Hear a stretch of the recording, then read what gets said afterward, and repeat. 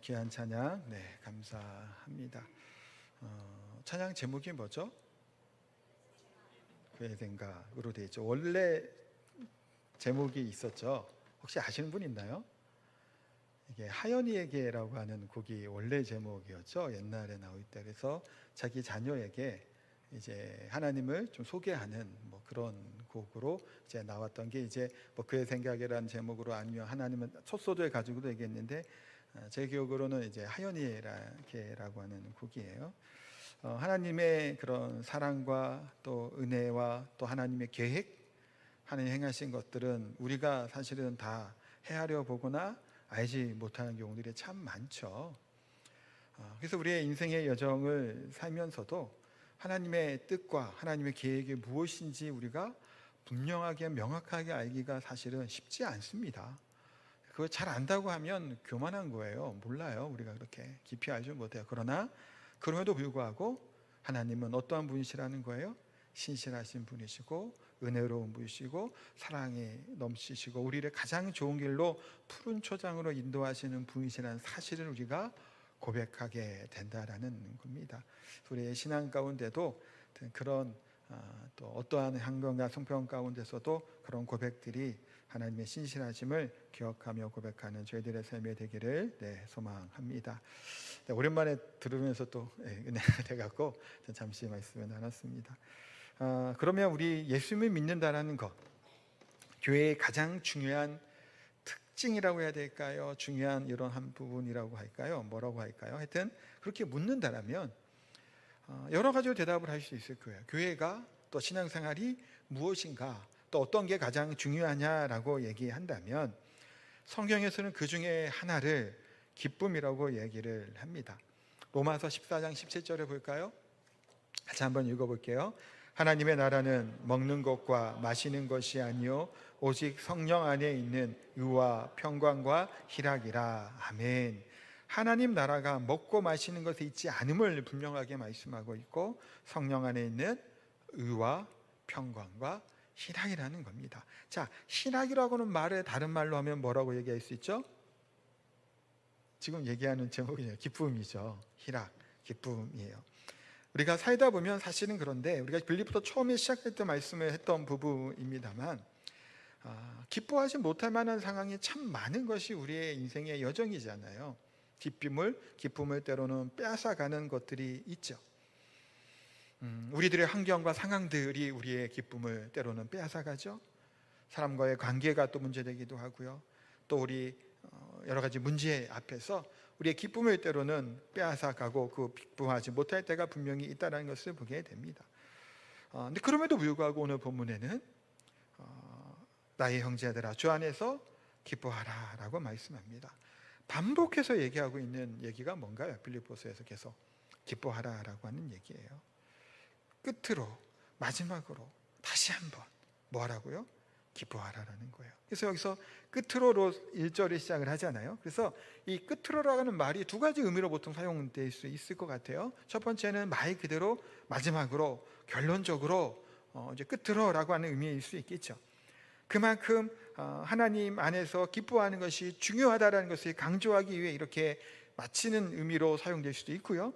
두 번째는요, 끝으로라고 하는 말이 바울 서신에서 마치기 위해서 사용된 것이 아니라 새로운 주제로 전환되면서 사용하는 경우도 굉장히 많아요.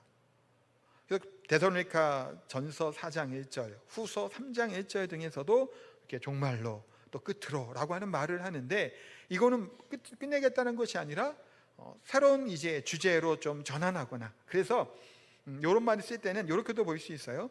이제는 이렇게 말한다.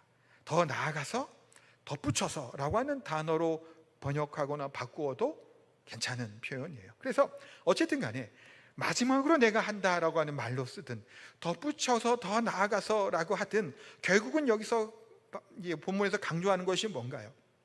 기뻐하라라는 것을 말씀해요. 주 안에서 기뻐하라라고 말씀합니다.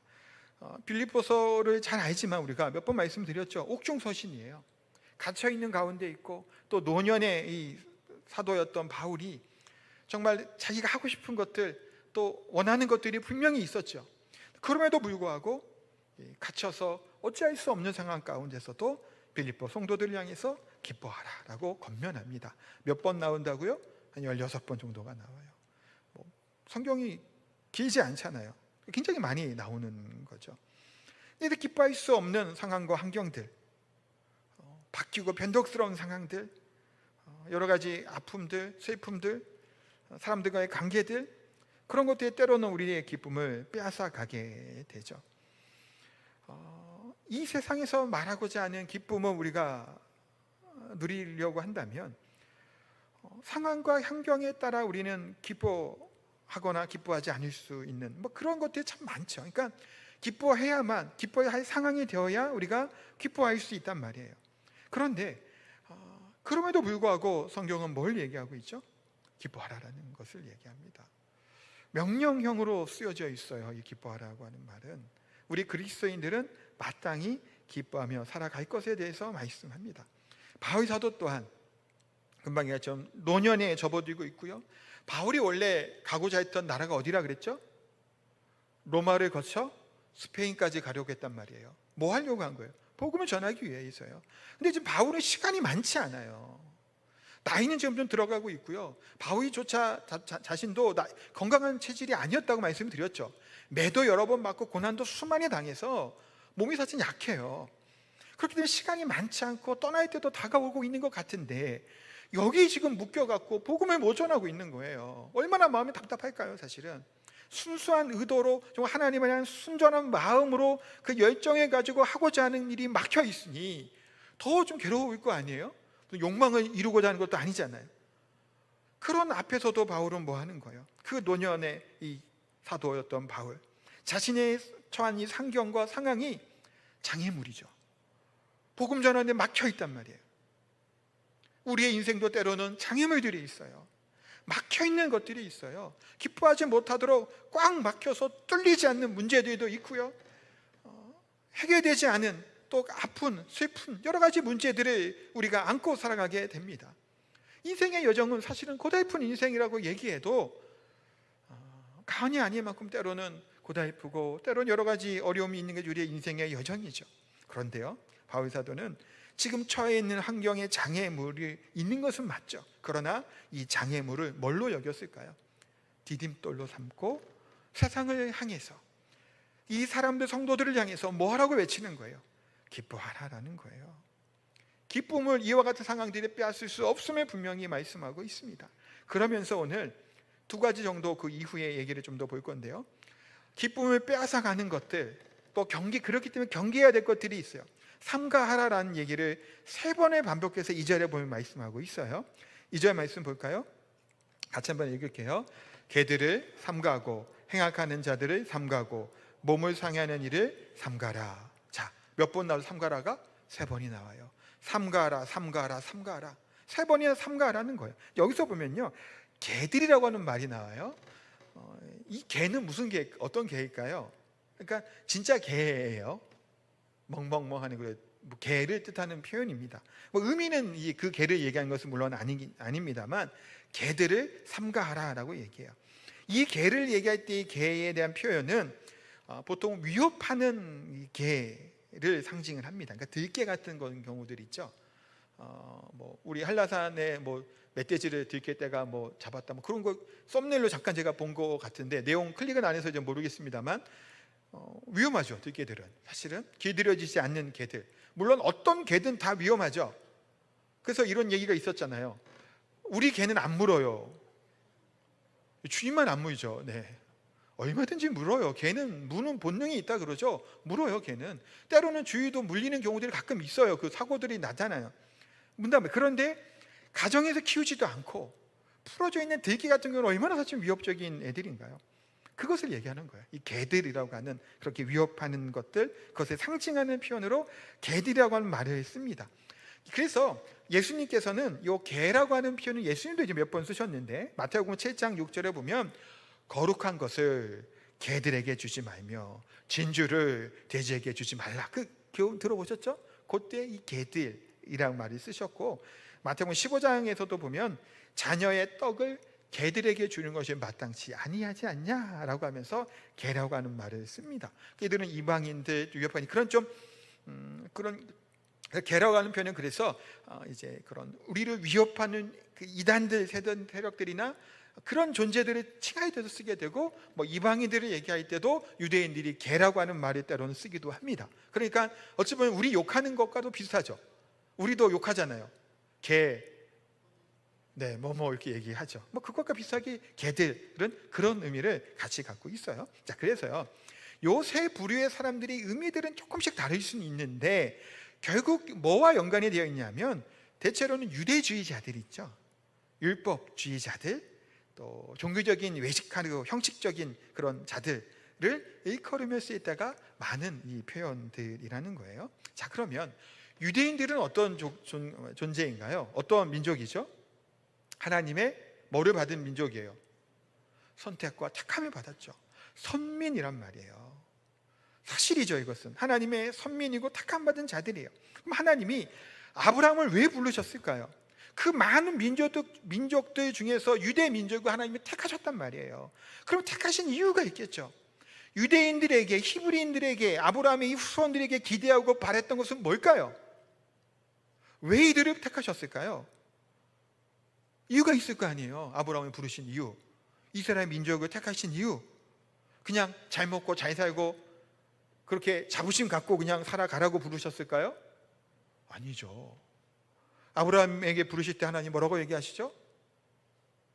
너는 복의, 옛날 성경은 통로, 지금 성경은 뭐 근원인가요? 하여튼 복의 통로, 복의 통로로 너를 저주하는 자는 저주하고 너에게 축복하는 자에게 내가 복을 내리겠다고 하면서 복의 통로로 하나님께서 아브라함을 부르신 거고 이 민족을 부르셨단 말이에요. 자, 그렇다면 그래서 그들에게 뭐를 베푸게 했어요?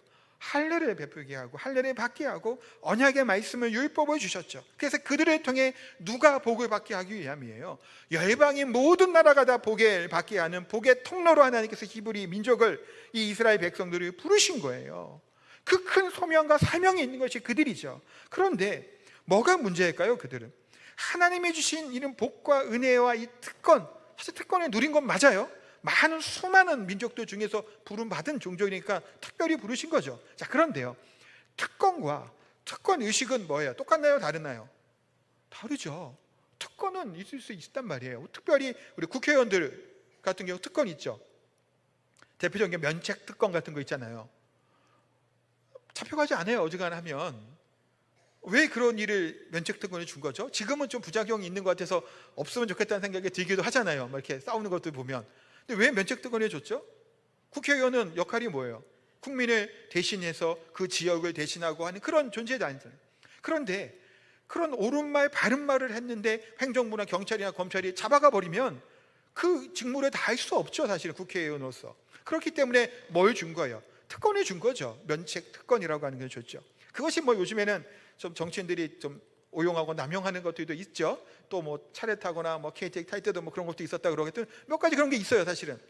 그런데 그러다 보니까 좀 욕을 먹기도 하지만 특권이라고 하는 것은 필요하죠, 때로는.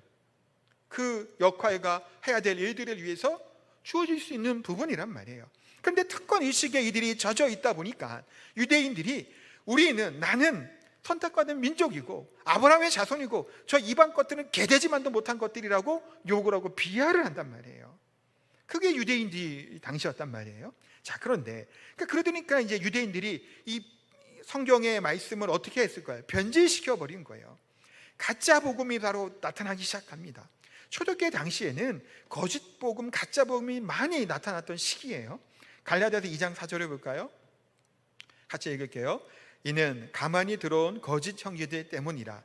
그들이 가만히 들어온 것은 그리스도 예수 안에서 우리가 가진 자유를 엿보고 우리를 종으로 삼고자 함이로되. 자, 여기 보면요, 가만히 들어온 거짓 형제들이 문제다라는 얘기를 합니다.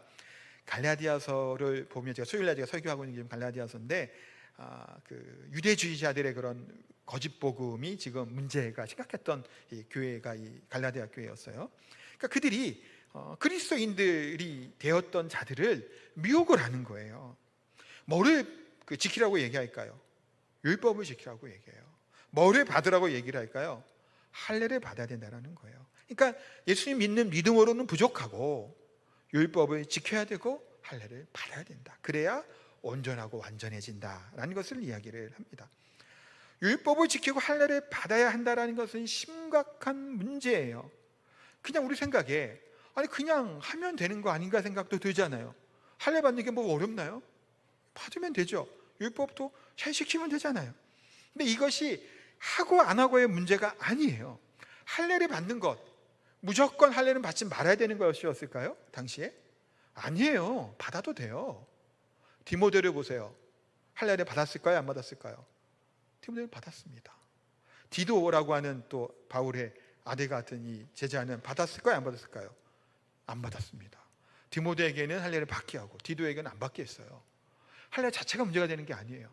할례를 받는다라는 것, 율법을 지켜라는 것은 뭐를 얘기하는 걸까요? 그들이 그것을 강조하는 것은 그리스도의 십자가의 보혈과 이 십자가의 대속의 사건이 부족하다고 얘기를 하는 거예요. 그래서 율법을 지켜야만 된다라는 거예요. 구약처럼 할례도 받아야 된다라는 거예요. 그러면 이것은 복음에 변질시킨 거죠. 우리는 뭐밖에 없어요? 예수 그리스도의 십자가의 보혈밖에 없는 거예요. 그런데 이것이 부족하다고 여기면 왜곡하고 훼손하는 거죠. 심각한 문제입니다. 이거는. 그래서 바울 사도는 철저히 갈라디아 교회에서는 계속해서 그것을 얘기하고 있고 어리석다가 책망하며 얘기하고 있고 마찬가지로 초대교회 당시에 곳곳에 이런 거짓 교사들이나 거짓 그런 형제들이 막 일어났단 말이에요. 왜 그러냐면 이런 생각을 당시에는 해보게 되는 거예요. 잘 생각해 보세요. 유대교에서 기독교가 나왔나요? 어떻게 생각하세요? 유대교에서 우리 교회가 천주교를 포함한 교회가 나왔다고 혹시 생각하시나요? 그렇게 생각하는 사람 대답 별로 안 하는 거 보니까 그럴 수도 있겠다 생각이 드시나? 당시는 더한 거예요. 왜 그러냐면 잘 보세요. 이 당시에는 그 유대인들 중에서도 회심한 사람들이 많이 있었죠. 특히 예루살렘 교회는 많이 있었단 말이에요. 자, 그럼 그들은 항상 뭐를 지켜왔어요? 율법을 지켜왔죠. 할례도 계속 받아왔고요. 나름 그 전통과 규례에 따라 살아왔단 말이에요. 그들이 기독교 그리스도인이 된 거예요. 예수님을 믿음으로. 자, 그런데 그들이 배우고 듣고 해왔던 것은 다 뭐예요?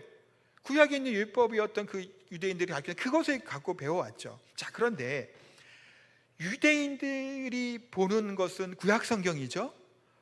자, 그러면 이 당시에는 신약 성경이 있었을까요? 있었을까요? 없었을까요? 이 당시에 없었죠. 없었습니다. 성경은 뭐밖에 없어요? 구약 성경밖에 없어요. 그러니까 이들의 생각이 유대인들이나 유대주의자들의 말과 그것이 영향을 받게 되나요? 안 받게 되나요? 받게 되는 거예요. 성경에 가지고 자꾸 얘기를 할 거 아니에요. 구약의 율법의 진해와 등 얘기할 거 아니에요. 그러니 그들이 혼란을 겪게 되는 겁니다. 율법을 계속해서 지켜야 되는 것인가? 이방인, 유대인들은 아마 할례를 대부분 받았겠지만 이방인들까지도 뭐를 받게 하려고 하죠? 할례를 받게 하는 거예요. 그래야 된다라고 얘기를 하죠. 그러니까 이런 생각 옆에 드는 거예요. 유대 교회에서부터 기독교가 나온 것 같은 생각이 이들이 더 들었던 겁니다. 성경도 구약 성경밖에 없고요. 그러니까 구약과 근데 유대교는 같을까요? 다를까요? 다르다는 사실을 알아야 돼요. 성경을 그들이 구약을 본다고 유대교와 우리는 달라요. 똑같다고 여기면 안 됩니다. 맹목적으로 하여튼 유대인들에 대한 그런 것도 사실 바람직하진 않아요. 달라요. 왜냐하면 예수님께서도 그들을 향해서 뭐라고 책망하셨죠? 해치한 무덤 같다고도 얘기도 하시고 독사의 자식들이라고도 얘기하셨죠. 예수님이 십자가에 못 박아 죽인 자들이 누구예요? 빌라도인가요? 그럼 빌라도는 명령하고 떠밀려서 한 거잖아요. 사실 우리가 성경에 다 나온 것처럼 본인은 원치도 않았는데 누가 죽이라고 그렇게 외쳤고 선동당해서 선동을 하고 선동을 당한 자는 다 누구예요? 유대인들이잖아요. 그래서 70년, AD 70년에 예루살렘이 다 무너져 버렸죠. 수많은 학살이 일어났어요. 역사적으로도 엄청난 많은 사람이 죽었어요. 거기서 예수님의 십자가에 못 박은 죄의 결과죠. 사실은 피값이에요. 다 지금도 무너져 있잖아요. 예루살렘 성전이나 거기 주변에 그런 자들이에요. 사실은. 그러니 유대의 교가 기독교는 아니에요. 그들은 율법을 변질시켜 버렸죠. 변질시킨 거예요. 하나님 주신 말씀 그대로 가르치고 배우고 따른 것이 아니라 그것을 자신의 전통과 유전의 전통이 그런 것들로 바꿔버렸습니다. 그래서 하나님의 율법의 말씀대로 그 정신대로 살아간 것이 아니라 율법의 토시대로 그냥 지키기도 하고요, 자신들이 그 주석처럼 뭐를 달아놓은 거예요. 그러니까 율법의 내용에. 그래서 그걸 지켜야 된다고 얘기했던 자들이에요. 그러니까 그들이 율법을 온전히 지킨 자들이 아니고 구약 성경 말씀 온전히 따른 자들도 아니에요. 자기들만의 신앙과 자기들만의 것을 살았던 자들이 유대교예요. 그렇기 때문에 유대교와 기독교는 다릅니다. 같은 성경만 본다고 하는 것뿐이라는 거죠. 그렇기 때문에 이들이 그와 같은 모습의 혼란을 겪었던 것은 사실이에요. 많은 혼란을 그 당시에 겪습니다. 또 초기 당시에는요, 예배를 드릴 때, 지금은 안식일에 예배를 드리나요? 우리가 주일날 예배를 드리나요? 주일이죠. 제가 여러분 얘기했지만 안식일은 무슨 요일이죠? 토요일이에요. 네, 주일 아니에요. 그거 헷갈려 하시면 안 됩니다.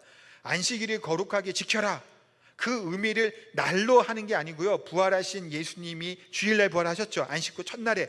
그날을 지금 그들 지키는 거예요. 그래서 안식일의 그 의미들은 지금 주일로 가지고 와서 지키는 것은 옳은 일이죠. 그렇게 지키는 거예요. 자, 그런데 당시에도 그러다 보니까 안식일에도 예배를 드리고요, 주일에도 예배를 막 드렸어요.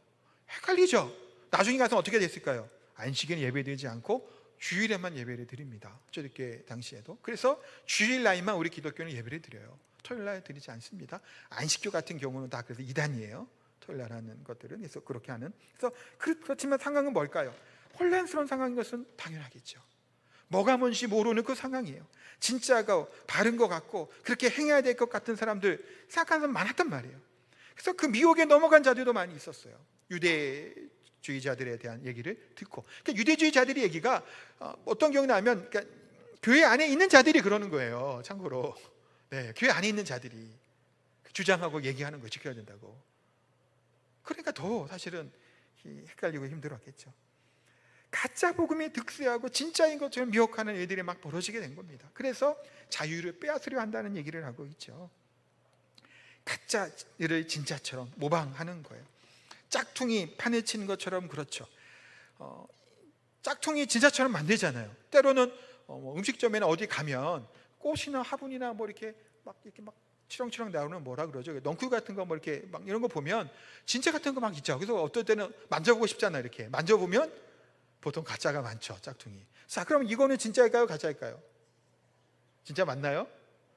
저 뒤에 거는요, 가짜. 저건 저대로 계속 저러고 있었으니까요, 잘 아니까. 근데 모형을 갖다 놔도 요즘은 깜짝 같죠. 사실은 정말 잘 만든단 말이에요, 진짜처럼. 비슷하게 말해요. 짝퉁과 그걸 구별하는 것도 사실은 쉽지 않다고 얘기를 하죠. 그래서 명품을 이렇게 짝퉁으로 만드는 것도, 예전에는 짝퉁은 뭐 라이터 같은 걸로 쫙 해보면 이렇게 가죽인지 아닌지 보잖아요. 근데 요즘 짝퉁은 어떨까요? 진짜 가죽 쓴대요. 좋은 가죽을. 가죽값이 비싼 게 아니잖아요. 그 로고와 그 회사의 마크가 붙은 게 비싼 거지, 가죽 자체와 한 거는 뭐 얼마나 되겠어요, 사실은. 그래서 짝퉁도 진짜 가죽, 좋은 가죽으로 만든답니다. 거기에다가 뭐 이렇게 유명한 뭐 이렇게 뭐 있잖아요. 그런 것들을 박아놓고 판단하는 거예요. 그것도 짝퉁이 좀 비슷해요. 진짜 같단 말이에요. 자, 그러니까 이 거짓 복음을 얘기하는 이것도 어떨까요? 결국은 진짜 같은 거예요. 이단들이요, 예수님 얘기를 안 할까요? 해요. 하니까 이단인 거예요. 사이비는 좀 아주 엉뚱한 소리 하는 존재들이긴 한데, 이단은 예수님 얘기하고 성경 얘기하고 하나님 얘기를 한단 말이에요. 그래서 갈라디아 1장 6절에 보면요, 그리스도의 은혜로 너희를 부르신 일을 이같이 속히 떠나 다른 복음을 따르는 것을 내가 이상하게 여긴다라는 거예요. 당시에 갈라디아 교회 성도들이 다른 복음을 따르는 일들이 막 생기는 거예요. 이단과 이와 같은 자들이 예수님 얘기를 하는 거예요. 그런데 성경에선 어긋나죠. 잘 알면. 근데 어찌 들으면 모르는 거예요. 이단들이 하는 거짓된 가르침이 훨씬 더 어떨까요? 듣기에 감미롭고 은혜롭게 느껴지는 거예요. 교회에서 하는 목사가 하는 말은 맨날 그 말이 그 말 같죠. 근데 이단들이 하는 말은 신선하단 말이에요. 특히 신천지가 하는 비유풀이 같은 거 들어보신 적 있나요?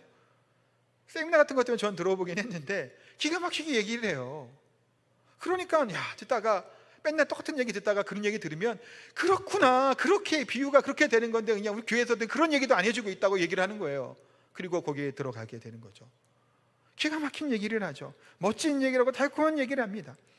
때로는 그래서 모르고 가겠지만 혹 그것에 빠져들어가는 사람들이 얼마나 많나요? 어리석다라고 성경은 분명하게 말씀합니다. 아담과 하와를 보세요. 뱀의 말을 하나님 말씀보다 더 달콤하게, 맛있어 보이게, 멋있게 듣죠. 그럴듯하게 듣습니다. 유혹에 넘어가서 하나님께서 먹는 날엔 정령 죽을 것이라고 얘기했던 선악과를 먹죠. 뱀의 물음에 하와가 뭐라고 대답을 하죠? 창세기 3장 3절입니다. 한번 볼게요. 동산 중앙에 있는 나무의 열매는 하나님의 말씀에 너희는 먹지도 말고 만지지도 말라. 근데 여기서 잠깐만, 먹지도 말라 했지만 만지지 말라고 했나요? 아니죠. 왜곡해서 갖다 붙였죠? 죽을까 하노라. 죽을 수도 있고 안 죽을 수 있다는 얘기예요. 이 말은 아니죠. 정령 죽을 것을 얘기합니다. 그래서 이렇게 왜곡되는 것은 결국은 뭔가요?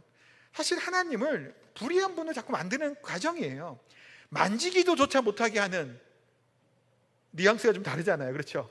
만주는 것 같고 뭐 문제가 되겠어요? 먹지만 말라 그랬죠. 근데 그렇게 얘기하고요, 하나님 말씀 왜곡해서 죽을까 하노라 얘기해요. 그랬더니 뱀이 뭐라고 얘기하죠? 4절이에요.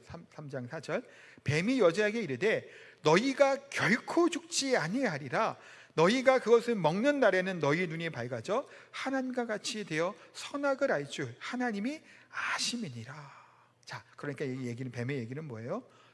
결코 안 죽는다는. 그러면서 왜 먹지 못하게 했다고요?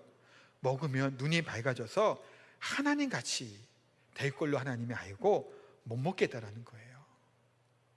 하나님 같이 될처럼, 하나님 입장에서는 나처럼 될까봐 이 인간들이 먹지 말라라고 명령하셨다라는 겁니다. 그래 이 말을 듣고 먹어요. 어리석죠. 미련하죠. 참으로 어리석죠. 그럴 거면 하나님이 선악과를 왜 만들어 놓나요?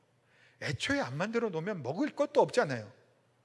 그런 어리석음을 아담과 하와를 범하게 되는 거예요. 그 말이 귀에 달콤한 거예요. 자신들도 하나님처럼 되고 싶은 거예요. 근데 그 달콤한 말이 올가매일 수 있다는 거예요. 특별한 것처럼 보이는 걸 때때로는 조심해야 되죠. 하나님의 말씀보다 세상의 논리와 사상이 더 깊어 보이는 것이 혹시 있다면 경계해야 됩니다. 하나님 말씀보다 합리적인 것이 맞다고 여겨진 것이 더 매력적인 것이 보인다면, 때로는 과학적이라고 얘기하는 것이 더 지성적인 것으로 여겨진다고 한다면 경계해야 됩니다. 제가 비이성적이고 비과학적인 것을 이야기하는 얘기가 아니에요. 그러나 이 땅에 있는 사상들과 논리와 이런 과학적이라고 이야기하는 것들이 하나님 말씀보다 우선되어서는 절대로 안 된다는 거예요. 대표적인 것 중 하나가 뭔가요? 창조론, 진화론 할 때 론자를 씁니다만, 최초에 하나님의 천지를 창조하셨죠. 진화론은 과학자들이 얘기를 합니다. 진화되었을 걸로 얘기를 해요. 팩트인가요? 증명된 사실인가요? 이 이론이? 아니죠. 이론이잖아요. 법칙이 아니에요. 과학에는 법칙이 있죠. 하면 똑같이 나와야 되는 게 법칙이에요. 그러나 이거는 이론이란 말이에요. 그런데 과학자들이 얘기하니 더 그것이 뭐로 보여지는 거예요? 과학적인 거예요. 더 그것이 맞다고 이성적으로 판단되는 겁니다. 그러다 보니까 뭐 어떻게 되는 거예요? 그것을 부인하고 무식하게 창조론만 따지면 무식한 사람을 취급을 받는 거예요. 그러니까 뭐가 나오게 되냐면 창조적 진화라고 하는 말이 나와요. 하나님께서 진화적 창조인가요? 하여튼 그렇게 나와요. 유신 진화론이라고 얘기하는 절대자가 있어서 진화라고 하는 방법을 통해서 이 땅을 만드셨다는 거예요. 그럴듯해 보이죠? 저는 거기에 대해 반대하는 입장입니다. 근데 많은 목회자들 중에서는 그것을 지지하는 분들도 많이 있어요. 하나님이 진화라고 하는 방법으로 창조하셨을 것이다. 뭐를 신뢰하기 때문이에요? 과학적인 사실이 또 옳다라고 여기기 때문인데, 그 안에서도 사실은 이견이 있단 말이에요. 그런데 그것이 더 지성인이라고 얘기를 하더라고요. 진짜 대화하다 보면 무턱대고 그렇게 하면 어떻겠냐고 얘기를 저한테 도리어 물어요. 그러나 그럼에도 불구하고 저는 무식해 보이고 무턱대 보여도 그걸 믿지 않는다는 거예요. 명확한 과학적인 사실이 증명되지 않으면 믿을 수가 없죠. 진화론은 하나님의 천지를 창조하셨다, 며칠 만에 6일 만이라고 성경은 얘기하고 있습니다. 그 사실을 그냥 믿는 거예요. 믿음이란 말이에요. 그런데 세상의 사상이나 이치나 그런 것들이 우리를 뭐 하는 거예요? 미혹시킨단 말이에요. 흔들어 놓고 만들게 돼요. 그렇다고 비이성적이고 비지성적으로 살자는 얘기는 아니에요. 의미를 아시겠죠? 그러나 그와 같은 것들이 이런 사상과 내가 보는 생각들, 판단들, 아니면 책들도 마찬가지예요. 어떤 경우는 수많은 책을 많이 봤던 어떤 아이던 친하게 지낸 목회자 가정이 있었는데, 누군 얘기하면 좀 그렇지, 하여튼 거기도 그분도 엉뚱한 얘기를 자꾸 해요. 책을 너무 많이 보는 분이에요. 그 사상에 제가 볼 땐 젖어 있어요. 성경보다 더 앞서는 것 같이 보인단 말이에요. 심각한 문제이죠, 사실은. 그렇지 않다라는 거예요. 그것이 다 뭐예요? 결국은 미혹하는 거짓 교훈과 거짓 복음이라는 사실을 기억하라고, 거기 경계할 것에 대해서 본문 말씀하고 있죠. 세 번째는요, 좀 요 얘기 설명이 좀 길어져서 일부에도 그랬는데 짧게만 얘기해 드릴게요. 우리는 하나님의 기쁨을 기뻐하기 위해서 뭐 하며 살아가야 돼요? 하나님의 영광을 위해 살아가라는 겁니다. 그래서 3절 뒤에 보면요, 우리가 곧 할례파라라고 얘기합니다. 그러니까 성령으로 봉사하고 예수 그리스도만 자랑하고 육체를 신뢰하지 아니하면 우리가 할례파라는 거예요. 그들은 할례를, 육신의 할례를 받으라 그러지만 실제로 이렇게 세 가지로 살아가게 될 때 우리가 뭐라는 거예요? 진짜 우리가 할례를 받은 하나님의 백성이고 아브라함의 자손이다라는 것을 이야기하고 있습니다. 그래서 성령으로 봉사하라고 말씀해요. 성령으로 봉사하라는 게 뭐죠? 봉사하다는 말은요, 예배하다는 말로도 번역될 수 있어요. 그러니까 성령으로 예배하고 성령으로 봉사할 것에 대해서 말씀합니다. 새롭게 받은 거듭난 존재이죠. 뭘로 거듭나야 되죠? 요한복음 3장 5절 물과 성령으로 거듭나지 아니하면 하나님 나라에 들어갈 수 없다라고 말씀하죠. 성령으로 거듭난 자로 하나님께 예배하고 봉사해야 된다는 거예요. 최선을 다해서 우리가 봉사하고 섬기는 거 중요하죠. 해야 될 일일 거예요. 그러나 봉사할 때도 누구를 의지하고 누구의 역사하심으로 우리가 해야 돼요? 성령의 역사하심으로 행할 것에 대해서 말씀하고 있습니다. 그와 같은 것을 얘기해요. 두 번째는요, 예수 그리스도만 자랑할 것에 대해서 말씀해요. 다음 주에 뭐 또 얘기 나올 수 있으니까 또 얘기합니다만, 바울은 자랑할 것이 많은 자였죠. 금수저 출신이잖아요. 교육의 도시 길리기아 다소에서 태어났고요, 유대인임에도 불구하고 로마 시민권 나면서부터 가진 탄탄한 집안을 가지고 있었고, 율법의 열심도 가지고 있고 가말리의 문화에도 있었죠. 그러니까 헬라 문화와 그 철학과 그 학문과 유대의 이 율법과 이런 학문을 두 가지를 다 뭐한 사람이요? 능통했던 사람이 바로 바울이에요. 자랑할 것이 얼마나 많아요. 그런데요, 그 자랑을 뭐로 얘기하죠? 배설물로 얘기합니다. 왜 배설물이라고 얘기할까요? 굳이 과거의 자기 이력이, 제가 이것을 묵상하면서 이런 생각을 해보게 돼요. 혹 내 자랑거리와 내 이력과 내 능력이 그리스도의 복음을 위해 다름질하는 것에 방해가 되는 것이 아니었나라는 생각을 하게 돼요. 그럴 수 있을 것 같아요. 내가 잘하는 것, 탁월한 것들이, 내가 자랑할 거리들이 때로는 순전한 모습으로 복음을 증거하고 순전하게 하나님의 기뻐해야 되는 것들에 방해도 걸림돌이 되죠. 자랑할 것이 너무 많으니까요. 그러니까 바울은 오히려 그것이 배설물이라는 거예요. 자랑해서는 안 된다는 것을 얘기하고 있습니다. 왜 그렇죠? 목적이 달라졌죠. 살아가는 목표가 달라졌기 때문이에요. 무엇을 위해 살아가는 존재인가를 깨달았기 때문이죠. 사람의 제되는 목적이 무엇일까요? 웨스트민스터 소요리 문답 1문입니다. 첫 번째 문, 가장 중요한 게 가장 먼저 나오죠. 사람의 제되는 목적은 하나님을 영화롭게 하고 그를 영원히 즐거워하는 것이다 라는 겁니다. 뭐라고요? 하나님을 영화롭게 하고, 두 번째는 즐거워하는 것. 이것이 같이 이어지는 첫 번째 문이에요. 영화롭게 하는 것과 즐거워하는 것, 그것이 우리 인간이 해야 될 마땅한 일이다라는 겁니다. 하나님을 즐거워한다는 게 뭐예요? 기뻐하라라는 거예요. 하나님의 말미암아 기뻐하는 것, 그 신앙으로 살아갈 것에 대해서 말씀하고 있죠. 그러니까 바울은 그와 같은 삶을 살아가는 거예요. 영광을 위해 살아가죠. 바흐라고 하는 사람 아시죠? 요한 세바스찬 바흐, 음악의 아버지라고 불린 분이에요. 이분이 굉장히 가난했다고 하더라고요. 그래서 바흐가 죽은 후에 두 번째 아내였던 이제 안나가 세상을 떠날 때 장례 치를 돈이 없어서 빈민구절위원회에 장례를 맡길 정도로 가난했다고 하더라고요. 그런데 바흐는 수많은 곡들을 작곡을 했죠. 많은 그 후손들에서도 탁월한 이제 훌륭한 음악가들도 많이 나오게 됐고요.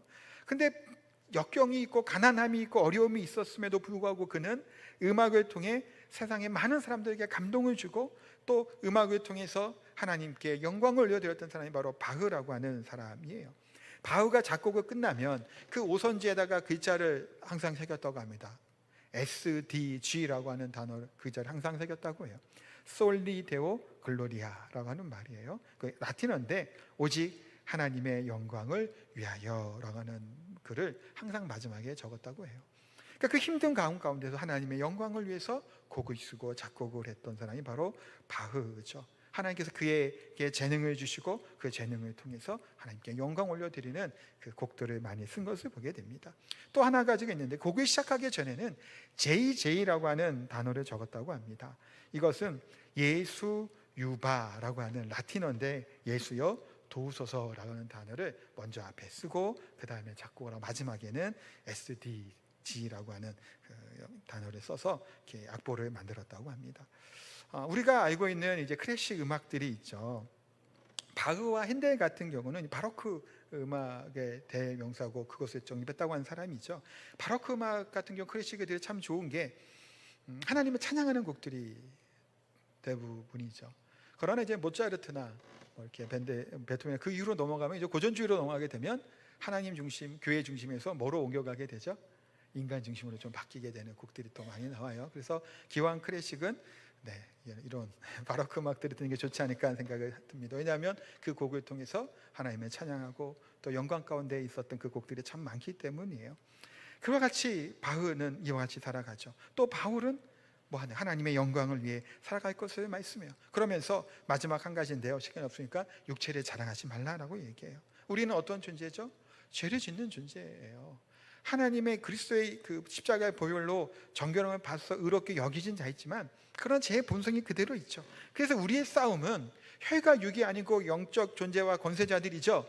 그래서 영적인 마귀와 사탄과 싸운 것도 맞지만, 그러면서 또 누구와의 싸움일까요? 우리는 자신의 죄에 대한 문제로 싸움이 우리의 싸움이에요. 사실은 내버려두면 끊임없이 죄 가운데 가는 것이 바로 우리들이기 때문이죠. 그러하기 때문에 사랑하는 성도 여러분, 우리가 육신에 따르는 삶이 아니라 성령을 따르는 삶을 살아갈 것이고, 그리하게 될 때 하나님을 기뻐하는 그 은혜 가운데 살 수 있음을 분명히 말씀하고 있습니다. 사도 바울이라고 왜 세상적인 욕망과 욕심이 없었을까요? 그런 생각을 한번 해보게 되는 거예요. 좀 편안하게 살고 싶은 마음 안 생겼을까요? 문득 안 될까요? 내가 왜 이러고 있나라는 생각들, 사람이니까 들 수 있을 것 같아요. 좀 인정받고 넉넉하고 풍요롭게 살고 싶은 마음은 때로는 되지 않았을까요? 그러나 그럴 때마다 바울은 어땠을까요? 자신의 욕망과 욕심을 십자가에 못 박고 오직 누구만 드러나는 삶을 살아가요. 그리스도만 드러나고 그리스도만 존귀하게 되는, 그리스도께만 영광받은 삶을 살기를 위해서 다름질하며 달려갔던 것이 바로 바울 사도의 삶의 모습이었던 것을 보게 됩니다. 우리가 그 안에서 기쁨을 누릴 수 있게 되죠. 그래서 오늘 말씀을 보는 것처럼 우리 안에 때로는 기쁨을 하지 못할 상황들이 생기기도 합니다. 또 어떤 형편과 상황이 우리를 힘들게 할 수도 있겠죠. 그럼에도 불구하고 기뻐하라 말씀하고 있고요. 또한 이 세상의 욕망과 이 세상의 것들보다도 주 예수 그리스도가 더 소중하고 또 더 나은 것을 향하여 달려갔던 인생이 바로 믿음의 사람의 인생인 줄 압니다. 우리 또한 그렇게 표대되신 예수 그리스도를 바라보면서 이 세상 무엇보다도 바꿀 수 없는 예수님만을 바라보며 기뻐하며 살아갈 수 있는 저와 성도님 다 되시기를 예수님 이름으로 축복하고 기도합니다. 아멘.